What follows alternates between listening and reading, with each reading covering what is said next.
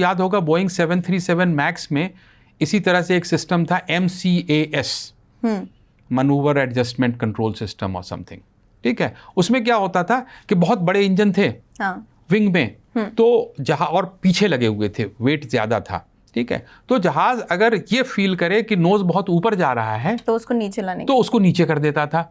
और वो कौन करता था? वो बोला कि पायलट रिएक्ट नहीं कर सकता इतनी तेजी में, तो जहाज तो स्टॉल ही कर जाएगा, ठीक है।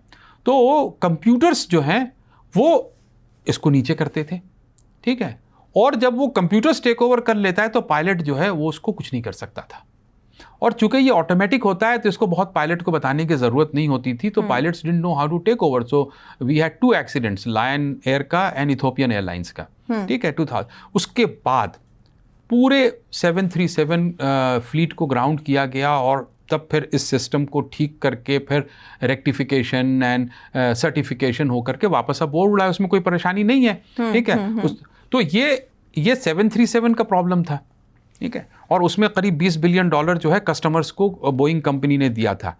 ये 1100 787 है जहाज दुनिया में।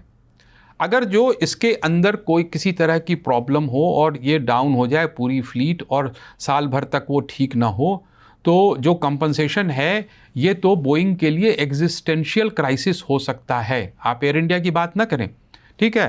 पर डे मुझे लगता है कि अक्रॉस द वर्ल्ड जो एयरलाइंस इसको उड़ा रहे हैं वो 1 बिलियन से ज़्यादा का कॉम्पनसेशन मांगेंगे, ठीक है। और इस जहाज़ का ये तो 2019 में जब वो हुआ तो मतलब कि एक सर्कुलर के तौर पे बोइंग का कि भाई ये इस तरह से हो सकता है, उन्होंने उसको क्या किया नहीं मालूम। लेकिन यहाँ पे एक चीज़ तो ज़रूर पता चलती है कि there are systems that can control the thrust of the aircraft engine power without the permission of pilot, okay, right.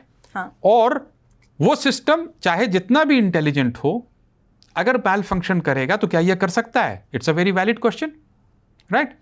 और उसने ग्राउंड पे उसने किया था, ये डेमोन्स्ट्रेटेड है, हाँ, ठीक है। अगर उसी दिन वो जहाज अगर जो 200 फीट पे ये कर देता तो क्या होता? तो सारी इन्वेस्टिगेशन जो आज हो रही है वो 2019 में हो जाती है। आज हम तो क्या है कि एविएशन में सारे स्टेक होल्डर्स, चाहे वो DGCA हो, FAA US का या बोइंग हुआ, ठीक है, उनका ये फोकस होता है कि छोटे इमरजेंसीज को मैं इतनी जोर से उस पर इन्वेस्टिगेशन करूं कि बड़े हादसे ना हो। ट्रू। क्या ऐसा हुआ? We do not know, okay. क्योंकि 737 मैक्स के एक एक्सीडेंट पे ऐसा नहीं हुआ था, 2 एक्सीडेंट्स। 2 एक्सीडेंट्स के बाद फिर ऐसा लगा कि भाई अब हम इसको like we can't keep it under the carpet, let's think like that, okay. और देखिए इसमें 2 चीज़ें हैं। एक 737 मैक्स में I would be wrong, but there was a criminal prosecution of some of the designers because they knew in an outside case something like that could have happened. I could be wrong, but there was a thought about it. Okay. In this case, 2 चीज़ें Boeing को भी पता नहीं था कि ऐसा हो सकता है, and it is fine, right? तो फिर वो humanity will progress and they will know this problem, okay?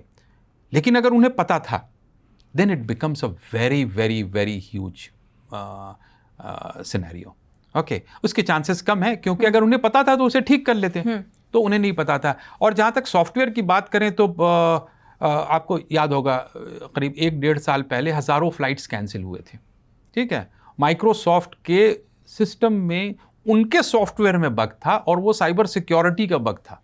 किसी ने अपडेट किया था उसको, माइक्रोसॉफ्ट ने अपडेट किया था, तो वो अपडेट की वजह से हज़ार सर्वर्स अक्रॉस द वर्ल्ड खराब हो गए थे, बैठ गए थे, ठीक है। बोइंग को भी पता नहीं था, फिर उन्होंने ठीक किया उसे। तो सॉफ्टवेयर की दुनिया इतनी इवॉल्व कर रही है कि आज मतलब कि आज हम लोग mechanical, bird failure, human failure से आगे निकल करके 95 नहीं 98% चांस जो है वो हम इसको कह रहे हैं। क्यों? क्योंकि now 98% control is with the electronics and computers in the aircraft.